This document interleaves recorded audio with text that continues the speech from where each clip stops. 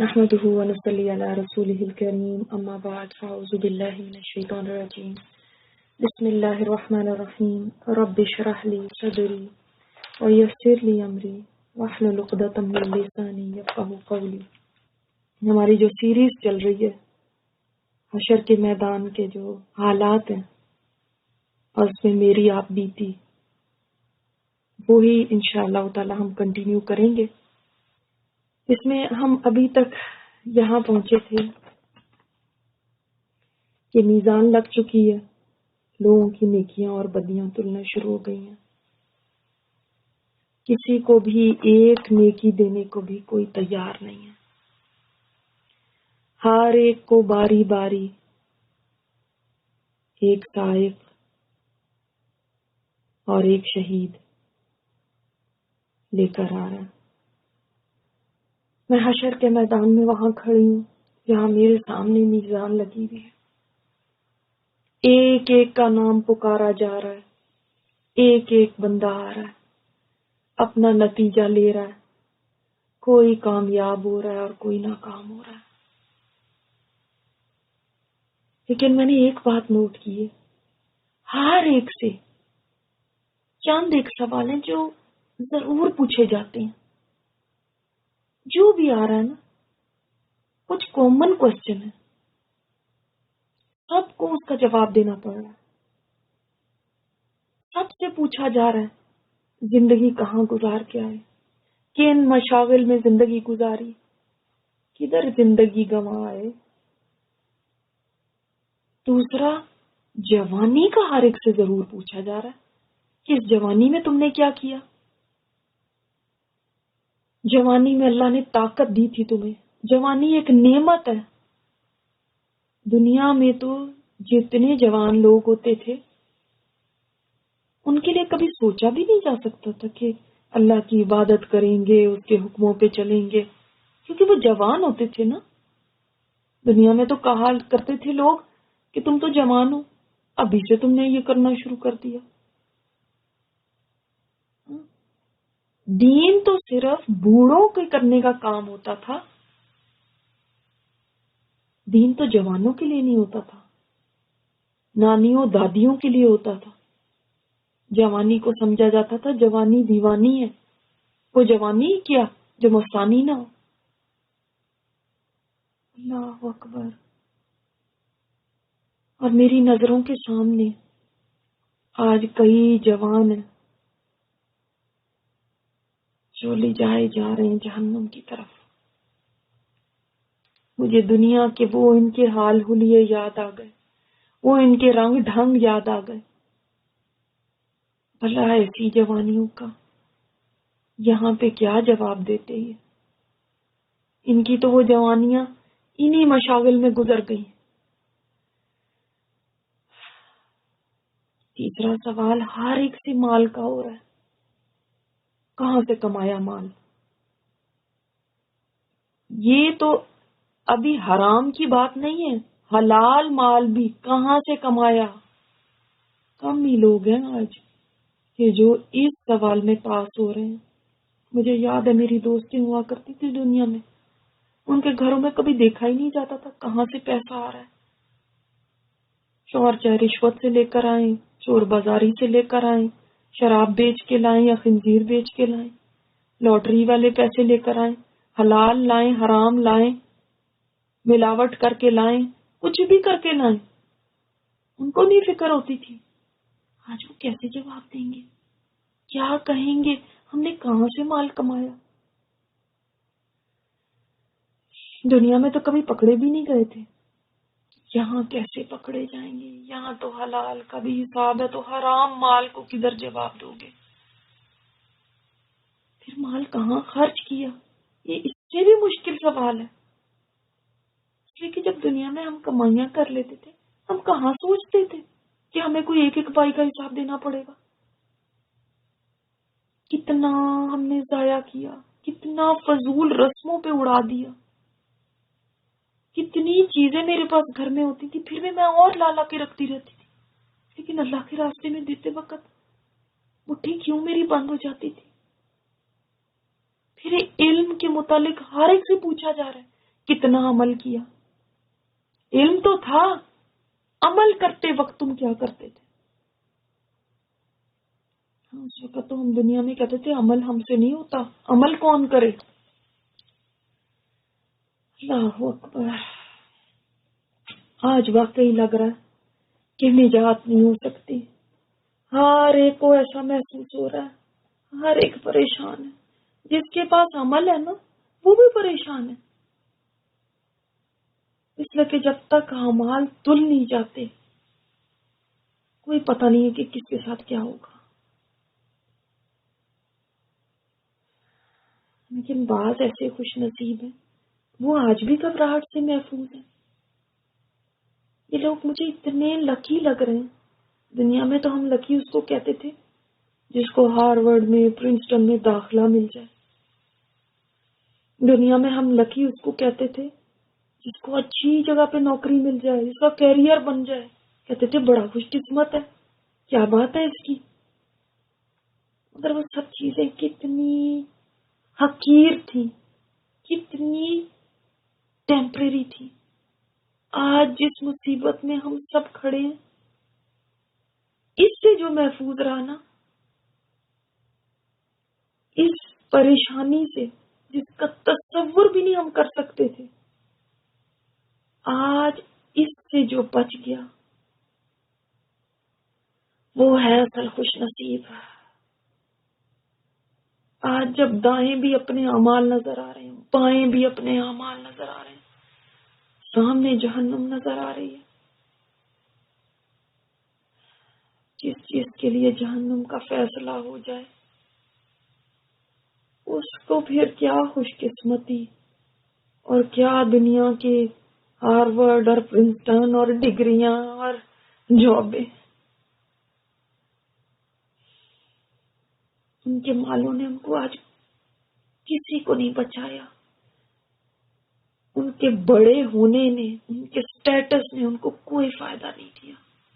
ان کی نوکروں کی فوج نے، وہ تو آج نظر بھی نہیں آ رہی. ان کے خاندان، ان کی برادریاں،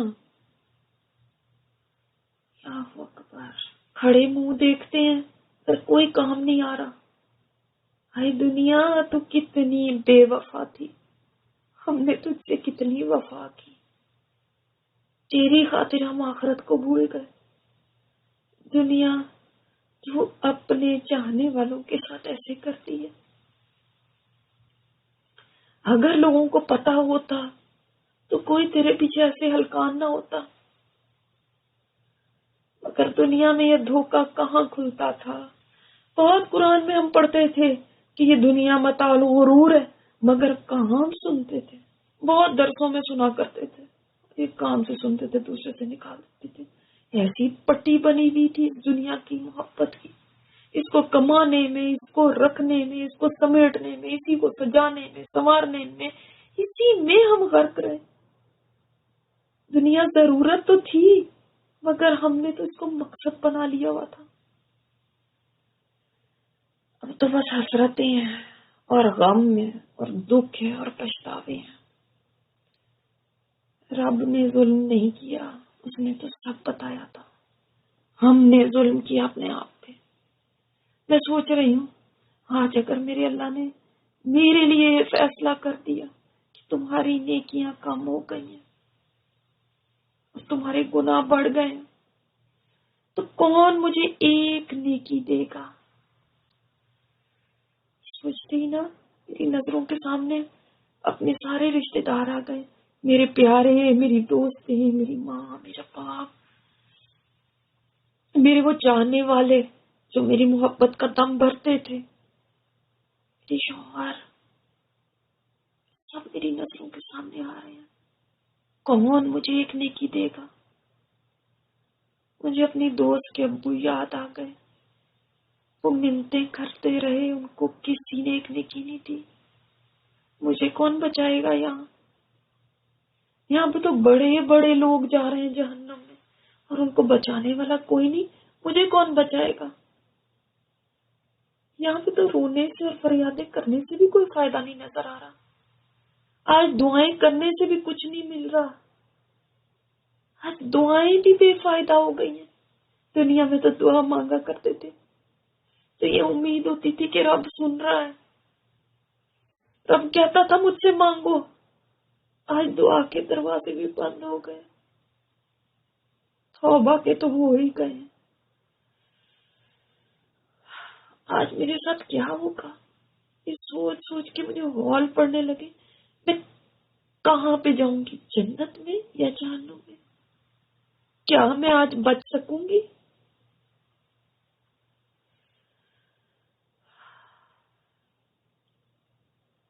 ہم دنیا میں سوچتے تھے کہ جو صدر کے، وزیر اعظم کے قریب ہوتا ہے نا، وہ بڑا آنریبل ہوتا ہے. مگر یہاں پہ تو نہ کوئی صدر ہے اور نہ کوئی وزیر. آج کا آنریبل وہ ہے جس کو اللہ نے اپنے عرش کا سایہ دیا ہوا ہے. یہ آنریبل لوگ ہیں. یہ لوگ وہ ہیں جو دنیا میں انصاف کیا کرتے تھے. یہ لوگ وہ ہیں جو اپنی ذمہ داریاں جو ان پہ ڈالی جاتی تھی اس میں عدل کرتے تھے.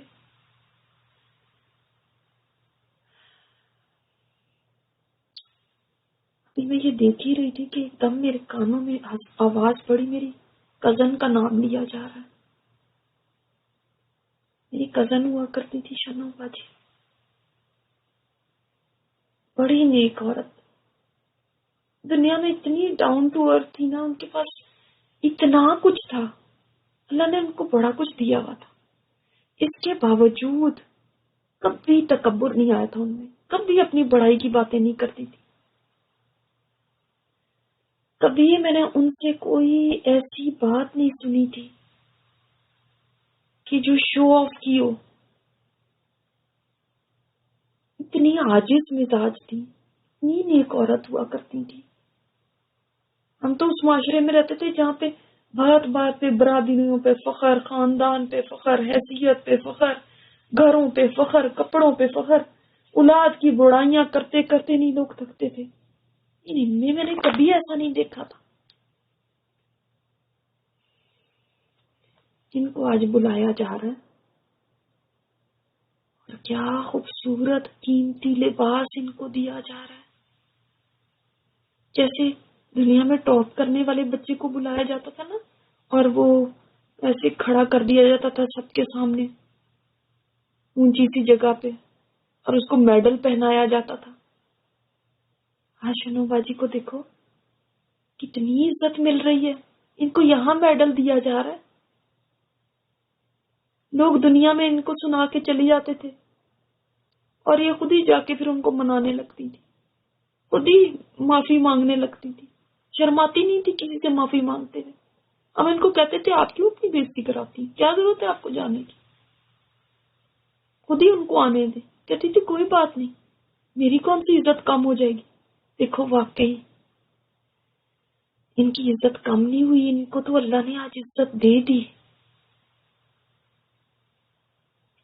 ان کے بعد ایک اور بھی عورت آئی جو اپنے نوکروں کے ساتھ برا سلوک کرتی تھی، نوکروں کو مارتی تھی، گالم گلوچ کرتی تھی. میرے سامنے میزان میں ایک طرف اس کی گالیاں اور برا سلوک جو اس نے نوکروں کے ساتھ کیا تھا ایک پلڑے میں رکھا گیا، اور دوسرے میں نوکروں کی چوریاں، ان کی کام چوریاں بھی اور ان کی بدزبانیاں بھی وہ دوسرے پلڑے میں رکھ دی گئی. اور اس عورت کی بدسلوکی بڑھ گئی ہے تو اس کو کھینچ کے جہنم میں ڈال دیا گیا. انشاءاللہ مجھے تو آج پتا چل رہا ہے کہ دنیا میں جو لوگ ظلم کیا کرتے تھے، ہم سوچا کرتے تھے کہ یہ تو بچتے جا رہے ہیں، ان کو تو کوئی پوچھنے والا نہیں ہے. مگر تو چپ چاپ دیکھ رہا ہوتا تھا. ہم سمجھتے تھے ان کو کوئی پکڑ ہی نہیں سکتا، یہ اتنے پاورفل لوگ ہیں. مگر ہم بھول گئے تھے کہ تیری پاور سب سے بڑی پاور ہے.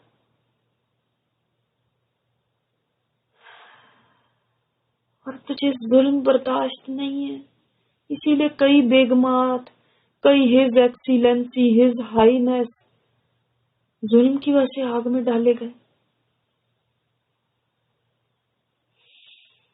جس نے دوسروں کے حقوق مارے ہیں آج تو خود ان کے لیے کھڑا ہو گیا.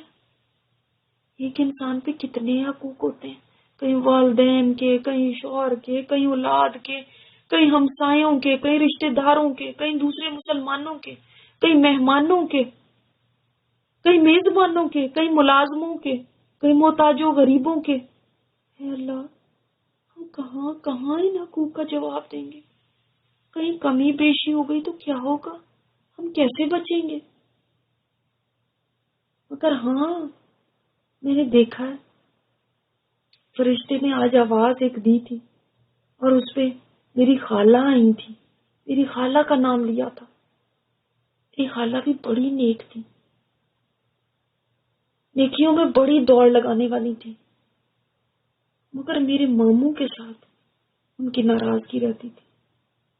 جتنا بھی وہ معافی مانگتی تھی ان سے جا کے، ماموں کا دل ان سے صاف ہوتا ہی نہیں تھا. اسی ناراضگی میں دونوں دنیا سے چلے گئے تھے. اور ظاہر قطع رحمی کرنے والوں کے بارے میں تو آپ صلی اللہ علیہ وسلم نے فرمایا تھا وہ تو جنت میں نہیں جا سکتا. تو آج خالہ کا کیا ہوگا؟ خالہ جب آئی تھی نا تو ان کے اعمال تلنے سے پہلے اعلان ہو رہا تھا کہ کسی حق تو نہیں انہوں نے دینا. اس وقت ماموں کھڑے ہو گئے تھے. ماموں کو بھی رحم نہیں آیا تھا اور انہوں نے آ کے کہا تھا کہ اس نے میرے ساتھ ظلم کیا، اس نے یہ کیا، یہ کیا، میں تو نہیں اس کو معاف کروں گا. تو اللہ تعالیٰ نے ماموں سے کہا کہ وہ اوپر دیکھو جنت کی طرف. ماموں کو کچھ دکھایا گیا.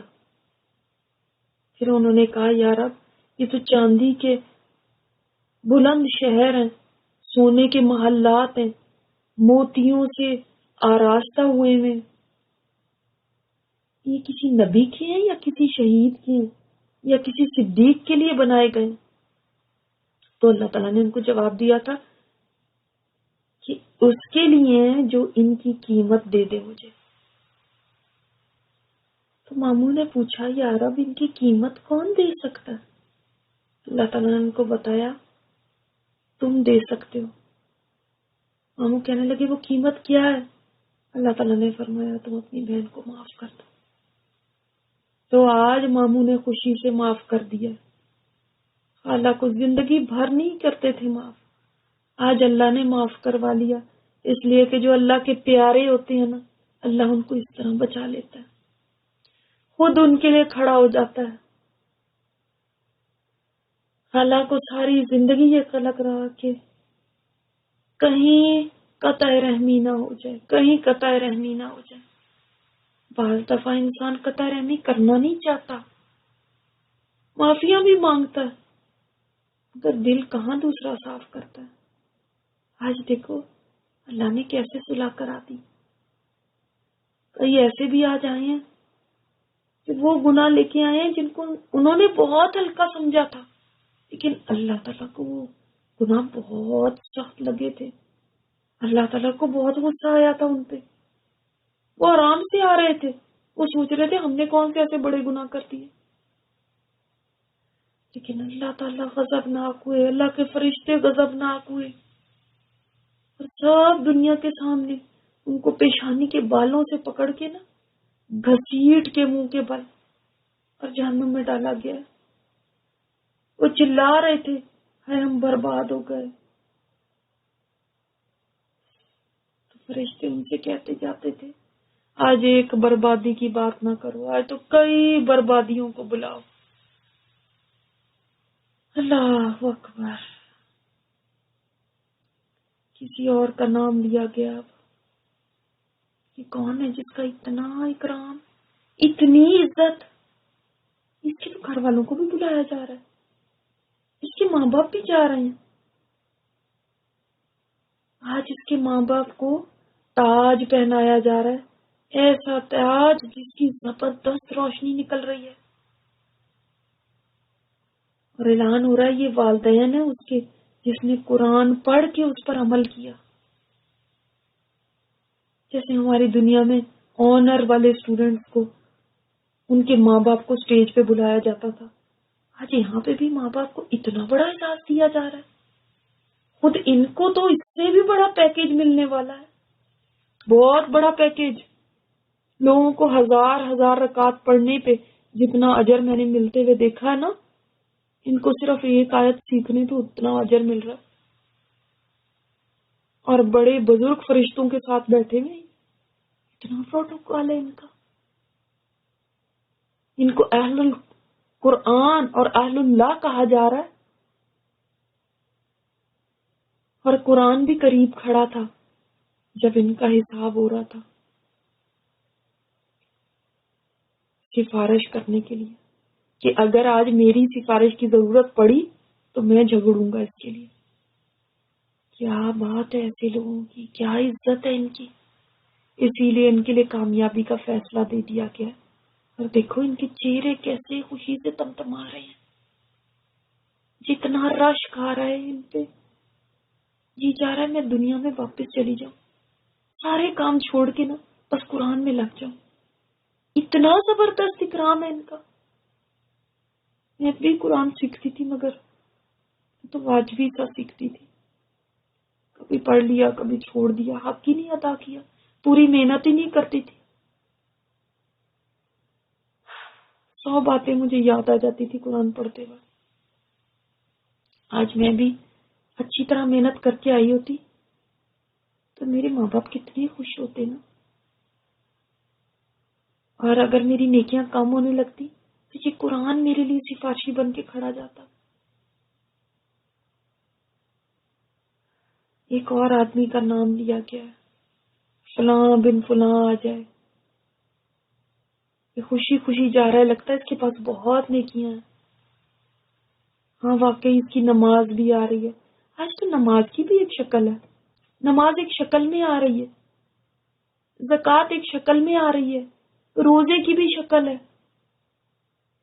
کسی کی نمازیں بڑی خوبصورت آئی ہیں شکلوں میں، کئیوں کی بیچاری اتنی بری حالت میں آ رہی ہیں، بالکل خستہ حالت میں. کئیوں کے روزے اتنی بری حالت میں آ رہے ہیں اور کئیوں کی اتنی اچھی حالت میں، اتنے خوبصورت. لگتا ہے انہوں نے دنیا میں سنوار کے نماز کو پڑھا ہوگا نا، جب ان کی نمازیں ایسے آ رہی ہیں. نمازیں بھی آج سفارش کر رہی ہیں، روزے بھی کر رہے ہیں. لیکن یہ آدمی، اس کی نماز بھی آئی، روزہ بھی آیا، زکوٰۃ بھی آئی، لیکن پھر بھی ایک اعلان جب ہوا ہے کہ جس کے حقوق اس نے دینے ہیں وہ سب آ جائیں، تو لوگ اتنے سارے اٹھ کے کھڑے ہو گئے ہیں. کوئی کہہ رہا ہے مجھے تھپڑ مارا تھا، کوئی کہہ رہا ہے میرا مال ناجائز ہتھیا لیا تھا، کوئی کہہ رہا ہے مجھے گالی دی تھی، کوئی کہہ رہا ہے میرے پیر پہ اس نے اسٹیپ کر کے میرے پیر کو کچل دیا تھا، کوئی کہہ رہا ہے میرے پر تہمت لگائی تھی. ساروں نے شکایتوں کے دفتر کھول دیے. کوئی بھی آج معاف کرنے کو تیار نہیں ہے کسی کو. کہاں کوئی معاف کرے گا؟ اس کی تو بیوی بھی یہ کھڑی ہے، اس کے تو رشتہ دار بھی یہ کھڑے ہیں، غیر تو غیر، اپنوں نے بھی نہیں چھوڑا. اللہ تعالیٰ نے فرمایا اس کی نیکیوں سے حقداروں کو ان کا حصہ دے دو. اور دیکھو کہیں بیوی نیکی لے کے جا رہی ہے، کہیں رشتہ دار نیکیاں لے کے جا رہے ہیں، کہیں غیر لوگ نیکیاں لے کے جا رہے ہیں. اس کو نیکی سے محروم کر کے بھی یہ لوگ خوش ہیں، اداس نہیں ہیں. اس لیے خوش ہیں کہ چلو آج تو ہمیں بڑی ضرورت تھی ایک نیکی کی، چلو آج اتنی ساری نیکیاں اسی سے مل گئی. اس نے بیوی کے ساتھ برا سلوک کیا، رشتہ داروں کے ساتھ برائیاں کی، آج یہ کھڑا تماشا دیکھ رہا ہے اپنا، اور کسی کو روک نہیں سکتا، کسی سے واپس چھین نہیں سکتا اپنی نیکی. اب اس کا اعمال نامہ اپنا تولا جائے گا، کیونکہ اب اعمال نامہ فائنل ہوا ہے. جب دینا لینا ہو جائے، ایڈیشن سبٹریکشن ہو جائے، اس کے بعد اعمال نامہ تلتا ہے. آدھی سے زیادہ نیکیاں تو پہلے ہی غائب ہو چکی ہیں. ہاں گناہ باقی پڑے ہیں. پہلے نیکیاں زیادہ تھیں، اب گناہ زیادہ ہو گئے. اس کے لیے ناکامی کا فیصلہ سنا دیا گیا ہے. واقعی آج کا دن حافظۃ الرافعہ ہے. ہاں میں نے سورہ واقعہ میں پڑھا تھا کہ وہ دن ہوگا جو نیچوں کو اونچا کر دے گا، اونچوں کو نیچا کر دے گا. واقعی جو بڑی بڑی نیکیاں لے کر آئے، اللہ اکبر، ان کو بھی نہیں پتا تھا کہ آج ان کی نیکیاں اس طرح اڑ جائیں گی. اور آج مجھے سب سے زیادہ دکھ ان پہ ہو رہا ہے جو مسلمان ہیں. ان کی نیکیاں بھی اللہ تعالیٰ نے 10 گنا بڑھا دی، اور گناہ اتنے کے اتنے ہی رہنے دیے. ان کی سزا کو نہیں بڑھایا، نیکیوں کو 10 گنا، کسی کی 20 گنا، کسی کی 30 گنا، کسی کے 700 گنا، اتنی بڑھا دی تھی. اس کے باوجود انہوں نے اتنے گناہ کیے. چھوٹے گناہ اتنے زیادہ تھے اور کبیرہ گناہ بھی تھے. یہاں تو چھوٹے گناہ بہت زیادہ ہو گئے ان کے، یا کبیرہ گناہ اتنے زیادہ تھے کہ آج گناہ بڑھ گئے ان کے. نیکیاں 10 گنا اور 20-30 گنا کرنے کے باوجود کم ہے. لیکن یہ عجیب بات ہے، نہ ان کے چہرے سیاہ ہوئے، نہ ان کے ہونٹوں پہ مہر لگائی گئی، نہ ان کو توق پہنائے گئے. بس فرشتے ان کو نا ان کی جبڑوں سے پکڑ کے جہنم کی طرف لے گئے.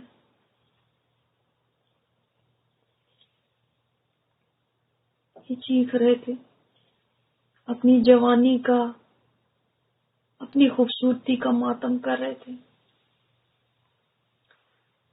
فرشتوں نے ان کی ایک نہیں سنی. کئی عورتیں بھی آج کے دن آئی ہیں میرے سامنے، جہنم کی طرف پیشانی کے بالوں سے پکڑ کے ان کو لے جایا گیا، گھسیٹ کے. اپنی رسوائی کا، اپنی بے پردگی کا شور مچاتی رہیں، چلاتی رہیں ساری مخلوق کے سامنے، مگر کوئی ان کی مدد کرنے والا نہیں تھا. یہ منظر کتنے خوفناک تھے. کسی کو آگ میں اس طرح جاتے دیکھ کے میرا تو دل ہی دہل گیا. مگر دنیا میں یہی لوگ میرے سامنے برائیوں میں پڑے ہوئے تھے، ان برائیوں میں جن کی وجہ سے ان کا آج ہی انجام ہوا. لیکن دنیا میں کبھی مجھے پرواہ ہی نہیں ہوتی تھی کہ میں ان کے لیے فکر کروں، ان کے اوپر ترس کھاؤں، ان کو اللہ کی طرف بلاؤں.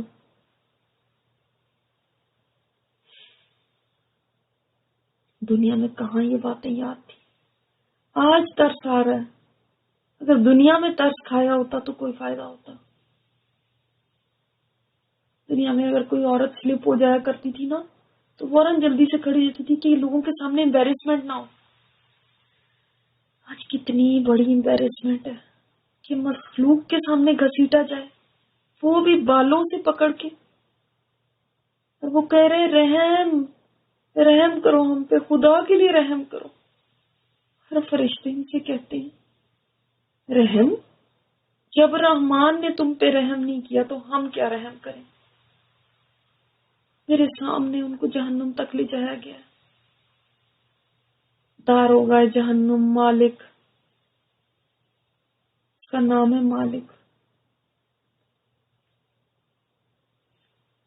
فرشتوں سے کہنے لگا میرے پاس یہ کیسے بدبخت لوگ لے آئے ہو، نہ ان کے چہرے سیاہ ہیں، نہ ان کی آنکھیں نیلگوں ہیں، نہ ان کے ہونٹوں پہ مہر لگی ہوئی ہے، نہ گردنوں پہ توق ہے.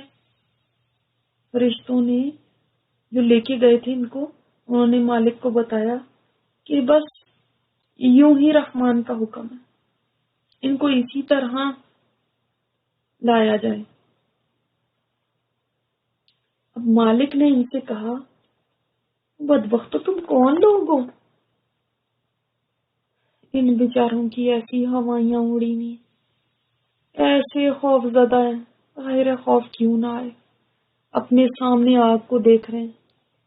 کہنے لگے ہم تو ان کے ماننے والے ہیں کہ جو ہمارے پاس قرآن لائے تھے، ہم اس امت میں سے ہیں جو رمضان کے روزے رکھا کرتی تھی۔ ان کو یاد بھی نہیں آ رہا نبی کریم صلی اللہ علیہ وسلم کا نام، اور مسلمان کا نام ہی نہیں یاد آ رہا، اتنے گھبرا گئے۔ مالک نے کہا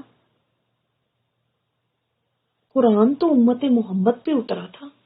کہتے ہاں ہاں ہاں، تب ان کو یہ نام یاد آ گیا، ہاں ہاں ہاں یہی، ہم امت محمد میں سے ہیں۔ اب مالک نے ان سے کہا ہے بدبختو، پھر تم کو قرآن نہیں بتاتا تھا کہ ان گناہوں کا انجام جہنم ہے؟ قرآن نے تم کو روکا نہیں تھا؟ کیا تمہارے پاس قرآن آیا نہیں تھا؟ اس کے باوجود تم یہاں پہ پہنچ گئے۔ یہ کیا جواب دیں؟ لاجواب کھڑے ہیں، لیکن کبھی ساری عمر انہوں نے قرآن کو سمجھ کے ہی نہیں پڑھا، اس پہ عمل ہی کیا کرنا تھا جب سمجھا ہی نہیں اس کو، کیا جواب دیتے؟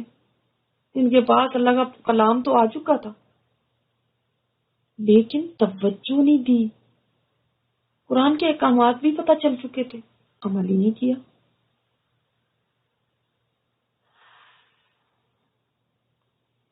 جب ان کو آگ کے کنارے کھڑا کیا گیا،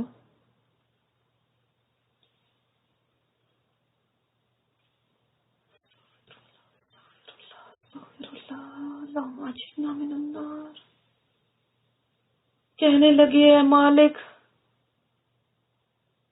مالک ذرا ہمیں اجازت دے دو کہ ہم اپنی حالت زار پہ آنسو بہا لیں۔ مالک نے ان کو جب اجازت دے دی نا، تو یہ بیچارے اتنا روئے،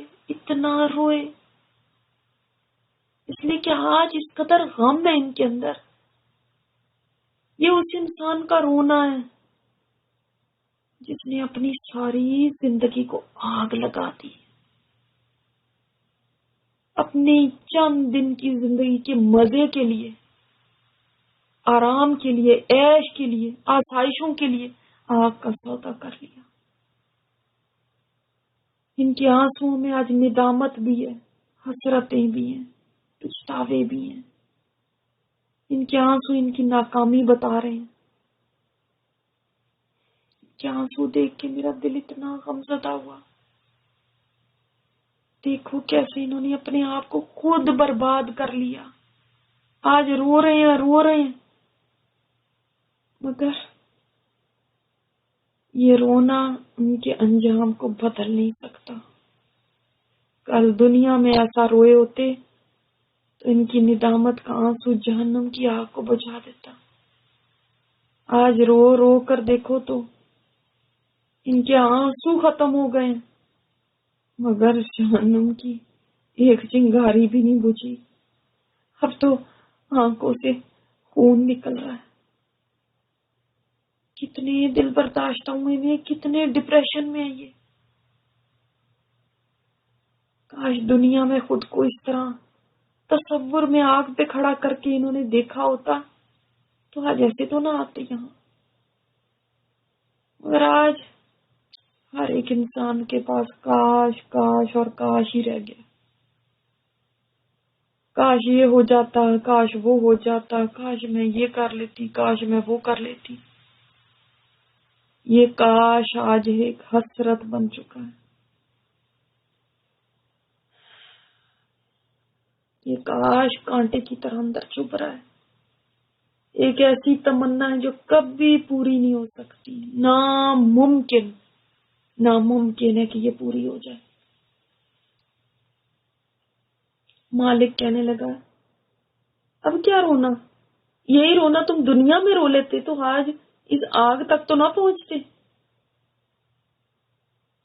مالک نے اپنے سبارڈینیٹ فرشتوں سے کہا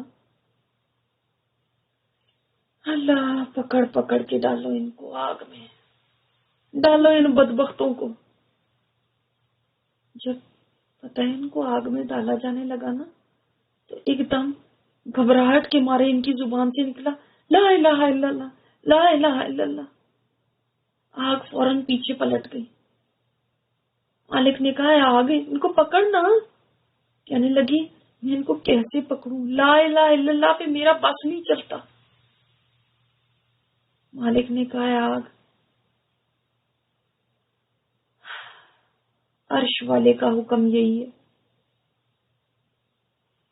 تب آگ آگے بڑھی ہے اور ان کو پکڑنے لگی ہے.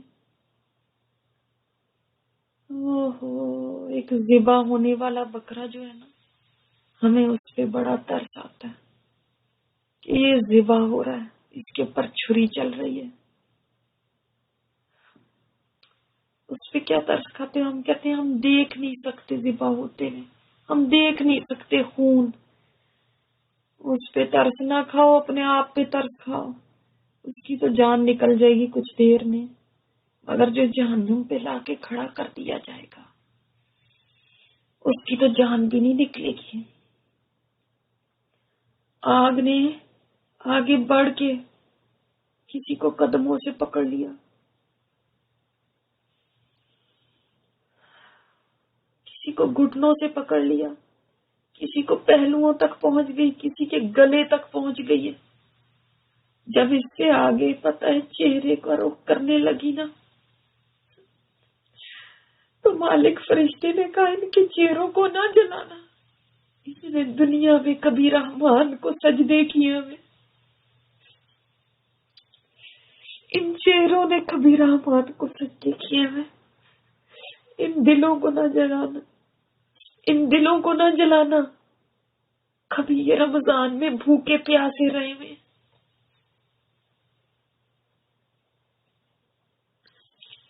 یہ لوگ مسلسل چیخ رہے ہیں یا رحم الراحمین یا منان یا منان، یا رحم الراحمین یا منان یا منان.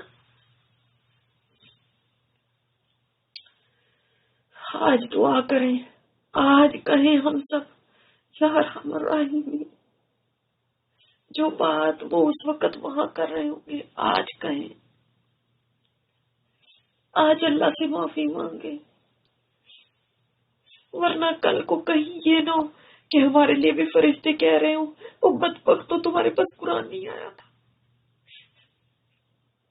قرآن نے تمہیں بتایا نہیں تھا یہ گناہ ہے. قرآن نے تو بتایا، قرآن تو چیخ چیخ کے بتا رہا ہے.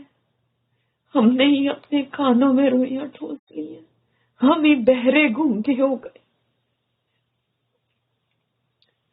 ہم ہی سمن بکمن امیون بن چکے ہیں، ہم ہی سننے کو تیار نہیں ہیں.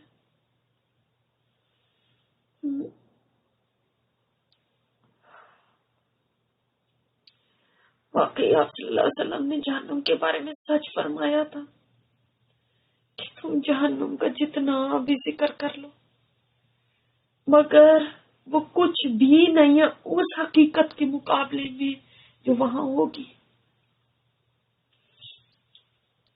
مجھے آج یاد آ رہے ہیں ایک تابعی، بہت زیادہ مجھے یعنی جون کا ان کی بات یاد آ رہی ہے.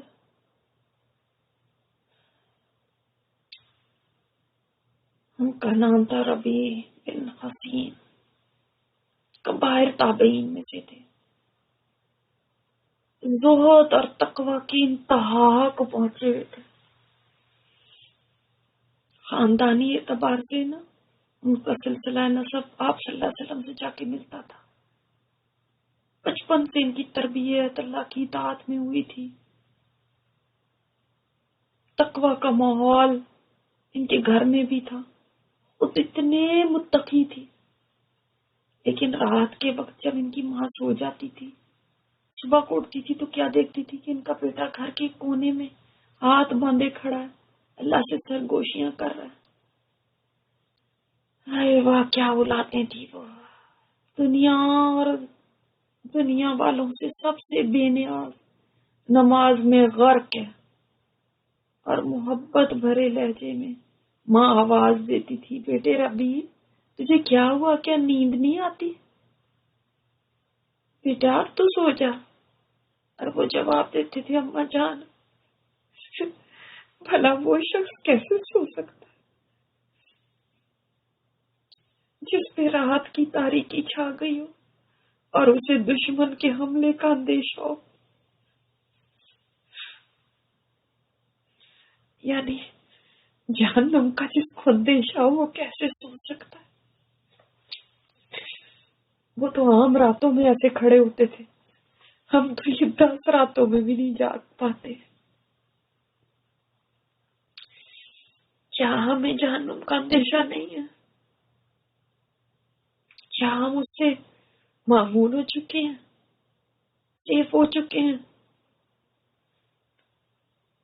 ہم اس کے خطرے سے نکل چکے ہیں؟ جو ربیع کی یہ بات سن کے نا ماں کے آنسو نکل پڑتے اور بیٹے کو دعائیں دیتی۔